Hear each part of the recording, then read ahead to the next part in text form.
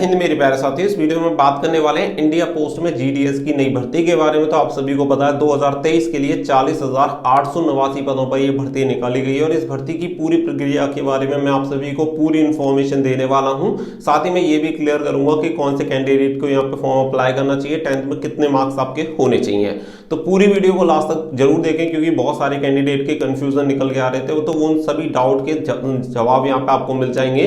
तो वीडियो पसंद आए तो वीडियो को लाइक शेयर करके चैनल को सब्सक्राइब कर लें और बेल आइकन पर प्रेस कर लें ताकि फ्यूचर में आने वाली अपडेट के नोटिफिकेशन आपको सबसे पहले मिलते रहें। सबसे पहली बात तो यहाँ पे मैं आप सभी को क्लियर करूंगा कि नंबर ऑफ वैकेंसी, तो नंबर ऑफ वैकेंसी टोटल 40,889 पदों पर यह भर्ती निकाली गई है। अब इसके साथ बात आती है कि कौन इसके लिए आवेदन कर सकता है। तो ऑल ओवर इंडिया से मेल और फीमेल कैंडिडेट अप्लाई कर सकते हैं, यानी कि महिला पुरुष दोनों के लिए वैकेंसी निकाली गई है।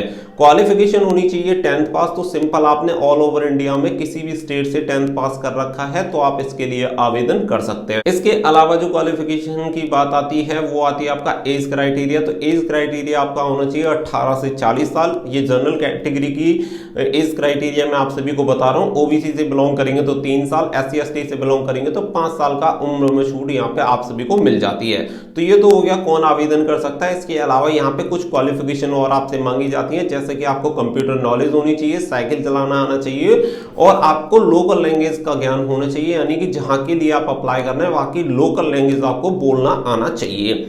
तो ये हो गई, इससे ये क्लियर हो जाता है कि कौन इसके लिए आवेदन कर सकता है, कौन आवेदन नहीं कर सकता। तो अब आपको ये क्लियर हो गया होगा कि आप इस वैकेंसी के लिए फॉर्म अप्लाई कर सकते हैं या फॉर्म अप्लाई नहीं कर सकते, क्योंकि इसके अलावा कुछ भी नहीं होता है। ना आपका कोई फिजिकल एग्जामिनेशन होता है, ना कोई रिटन एग्जामिनेशन होता है, ना आपका इंटरव्यू होता है। तो यही प्रोसेस केवल रहता है। तो सारी चीजें क्लियर हो गई। अब इसके अलावा अगर मैं सिलेक्शन प्रोसेस की बात करूं तो देखिए, आप सभी को बता दें कि इसके ऑनलाइन एप्लीकेशन फॉर्म 27 जनवरी से स्टार्ट हो चुके हैं और 16 फरवरी 2023 तक आप इसके लिए आवेदन कर सकते हैं। आवेदन का शुल्क जनरल, ओबीसी और ईडब्ल्यूएस कैंडिडेट के लिए मात्र 100 रुपए रखा गया है, यानी कि 100 रुपए आपको एप्लीकेशन फीस पे करनी है। ऑनलाइन आप इसकी एप्लीकेशन फीस पे कर सकते हैं। बाकी की कैटेगरी के लिए फ्री ऑफ कॉस्ट एप्लीकेशन रखा गया है, तो कोई भी इसके लिए अप्लाई कर सकता है। मुझे लगता है ऑल ओवर इंडिया में जिसकी भी 10th पास जिसने भी कर रखा है वो सभी लोग इसके लिए आवेदन कर सकते हैं। सीधा सा इसका मतलब ये बात आती है, जैसे कि मैंने आपको बताया कि यहाँ पे कंप्यूटर की नॉलेज होनी चाहिए। तो कंप्यूटर की नॉलेज होनी चाहिए, बट इसके लिए कोई सर्टिफिकेट आपसे नहीं मांगा गया कि आपको इसका सर्टिफिकेट देना पड़ेगा कि आपको कंप्यूटर चलाना आता है, इसका कोई सर्टिफिकेट है या नहीं। सिर्फ वो बोला गया है तो आपको वहां पे आना चाहिए, क्योंकि आपसे बेसिक नॉलेज वहां पे पूछ ली जाती है। तो ये तो होगी इसकी भर्ती की बात कि इस तरीके से आपको अप्लाई करना है। अब देखिए, यहाँ पे जो प्रोसेस होता है वो बहुत ही सिंपल प्रोसेस है। आप इसके लिए ऑनलाइन अप्लाई करेंगे। यहाँ पे क्या रहेगा कि पोस्ट ऑफिस वाइज वैकेंसी रहती है, ऑल ओवर इंडिया की स्टेट वाइज वैकेंसी है, फिर उसमें डिवीजन वाइज वैकेंसी है, फिर पोस्ट ऑफिस वाइज यहाँ पे वैकेंसी रहती है। तो आप कौन सी स्टेट में कौन से डिवीजन के लिए और कौन सी पोस्ट ऑफिस को फर्स्ट प्रेफरेंस पे दे रहे हैं, उसके अकॉर्डिंग यहाँ पे मेरिट बनती है और यही इसमें सिलेक्शन प्रोसेस है। क्योंकि 10th के जो आपके मार्क्स होते हैं, परसेंटेज होते हैं, उसी के बेसिस पे यहाँ पे आपका सिलेक्शन होता है। यानी जिसके 10th में जितने ज्यादा नंबर होंगे उसी को यहाँ पे सिलेक्शन दिया जाता है। कोई भी एग्जामिनेशन वगैरह यहाँ पे कंडक्ट नहीं होता है। सबसे बड़ी बात यह है कि यहाँ पे जो मेरिट का खेल है वो बिल्कुल ही अलग होता है। बहुत सारे कैंडिडेट समझ लेते हैं कि जब मेरे 95-96 परसेंटेज होंगे तो ही जाके मेरा सिलेक्शन होगा, जबकि ऐसा होता नहीं है। बहुत सारे कैंडिडेट का 98 पे भी नहीं होता और बहुत सारे कैंडिडेट का 70% पे भी सिलेक्शन हो जाता है। उसके कुछ स्पेसिफिक रीजन है, वो मैं आप सभी को इस वीडियो में क्लियर कर देता हूँ। मान के चल लेते हैं कि देखिए, आपके डिवीजन में 10 पोस्ट ऑफिस में वैकेंसी निकली हुई है। अब यहाँ पे बहुत सारे कैंडिडेट ऐसे हैं जिनकी बहुत हाई परसेंटेज है और वो अलग अलग पोस्ट ऑफिस के लिए अप्लाई करते हैं, लेकिन एक पोस्ट ऑफिस जिसका नाम मान लेते हैं एक्स, उसके लिए कोई भी कैंडिडेट अप्लाई नहीं करता। लेकिन वहां पे जो हायर जिसकी सबसे ज्यादा परसेंटेज है उस कैंडिडेट की है 65।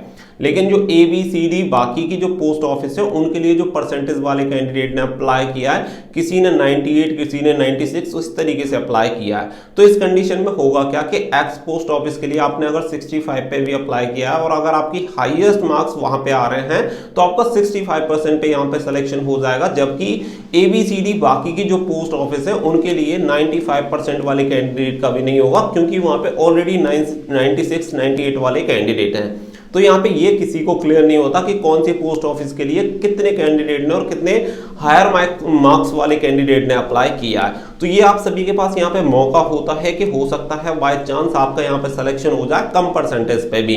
तो इसलिए आपको ये नहीं समझना है कि जब मेरी 95% या 90% से एबव होंगे तभी मुझे फॉर्म अप्लाई करना है। कम परसेंटेज वाले कैंडिडेट फॉर्म अप्लाई कर सकते हैं और यहाँ पे सिलेक्शन भी ले सकते हैं। बड़ी बड़ी बात आती है कि बहुत सारे स्टेट में अलग अलग वैकेंसी निकली है। तो देखिए, मैं आपको सभी को एक चीज क्लियर कर देना चाहता हूँ कि आपको अपने स्टेट से ही अप्लाई करना और अपने डिवीजन से, जो भी आपकी नियर बाय पोस्ट ऑफिस है, आपको वहीं से अप्लाई करना। वो आप सभी के लिए ज्यादा ठीक रहेगा, क्योंकि आप सभी को बता दें कि यहाँ पे जो सैलरी होती है वो आप सभी जानते हैं कि सैलरी आपकी बहुत ज्यादा नहीं होती, और इतनी कम सैलरी में अगर आपको सर्वाइव करना है तो आपको अपने घर के पास रहना होगा। अगर आप अपने घर के पास रहते हैं तो आप इजीली सर्वाइव कर सकते हैं और आपको इतनी कोई दिक्कत नहीं होगी। इनकेस मान के चलिए कि आप हिंदी भाषा जानते हैं और आप झारखंड से अप्लाई कर देते हैं, इस कंडीशन में होगा क्या, आप यूपी से बिलोंग करते हैं और झारखंड में जाके अप्लाई करेंगे तो वहां पे जाके आपको बहुत सारी दिक्कतों का सामना करना पड़ेगा। और सबसे मेन बात है कि जो कैंडिडेट जिस स्टेट से बिलोंग करता है उसी स्टेट से अप्लाई करे और अपने नियर बाय डिवीजन से अप्लाई करेगा और सिलेक्शन हो जाएगा तो उसके बहुत सारे बेनिफिट भी आपको मिलेंगे, क्योंकि आप घर से काम कर सकते हैं, आपको आने जाने की दिक्कत नहीं होगी, खाने पीने के पैसे बचेंगे, तो आपकी जो सैलरी होगी वो सेफ रहेगी। लेकिन अगर आप दूरी पे कहीं किसी ज्यादा दूरी पे अगर सेलेक्ट हो भी जाते हैं तो हो सकता है कि आपको जॉब छोड़नी पड़े। इसीलिए मैक्सिमम कैंडिडेट को मैं यही सजेस्ट करूंगा कि आपका जो भी नियर बाई पोस्टिंग जहां मिल सकती है उसके लिए अपने डिवीजन में ही अप्लाई करें। बाकी का जॉब प्रोफाइल वगैरह के बारे में अगर आपको जानना है तो मुझे बता देना। असिस्टेंट ब्रांच पोस्ट मास्टर रहता है और आपका ब्रांच पोस्ट मास्टर रहता है और यहाँ पे जीडीएस यानी ग्रामीण डाक सेवक रहता है। तो ये वैकेंसी आपकी 3 तरह की यहाँ पे वैकेंसी रहती है। तो तीनों ही पोस्ट में बहुत ज्यादा डिफरेंस आपको देखने के लिए नहीं मिलेगा। काम रहता है वो सेम रहेगा। बाकी का जो जीडीएस का काम रहता है वो चिट्ठी वगैरह बांटने का हो सकता है, और आपका ब्रांच पोस्ट मास्टर का जो रहता है असिस्टेंट ब्रांच पोस्ट मास्टर का, वो वहीं का काम रहता है ऑफिस का। कुछ कंडीशन में उन्हें भी बाहर जाके फील्ड में काम करना पड़ता है। तो ये सारी चीजें रहती हैं। जॉब प्रोफाइल वगैरह पर फिलहाल आपको फोकस ना करके सिर्फ इस पे फोकस करना है कि आपको अपना एप्लीकेशन फॉर्म फिल कर देना है और लास्ट डेट का बिल्कुल वेट मत करो। आपको फॉर्म अप्लाई करना है तो कर दो, सिर्फ 100 रुपए की बात है। बस आप इतना समझो कि आपने फॉर्म अप्लाई कर दिया, बाकी का जो भी कंडीशंस होंगी वो देखी जाएंगी। तो पूरा प्रोसेस मैंने आप सभी को क्लियर कर दिया है। हाइट चेस्ट वगैरह कुछ भी इसमें मैटर नहीं करता, केवल 10th पास आपने कर रखी है। आपकी उम्र सीमा 18 से 40 साल के बीच में जनरल कैटेगरी में हो। बाकी का अगर आप ओबीसी से बिलोंग करते हैं तो 3 साल की छूट यानी 43 साल, और एससी एसटी से बिलोंग करते हैं तो 45 साल तक अप्लाई कर सकते हैं। इसके अलावा कोई क्राइटेरिया नहीं है, चाहे आपके पास 35% है या आपके पास 95% है, डेफिनेटली आप इस वैकेंसी के लिए अप्लाई कर सकते हैं। लिंक वीडियो के डिस्क्रिप्शन में दे दिया गया, फटाफट से जाके अप्लाई कर दें। परसेंटेज के चक्कर में आपको बिल्कुल नहीं पड़ना है, कितनी भी परसेंटेज हो आपको इसके लिए अप्लाई कर देना है। मैंने आप सभी को बता ही दिया है कि इसकी जो मेरिट लिस्ट बनती है वो थोड़ी सी अलग बनती है, इसीलिए बहुत ज्यादा चांसेस रहते हैं कि कभी कभी कम परसेंटेज वाले कैंडिडेट का सिलेक्शन हो जाता है, जबकि हायर परसेंटेज वाले कैंडिडेट का सिलेक्शन नहीं हो पाता।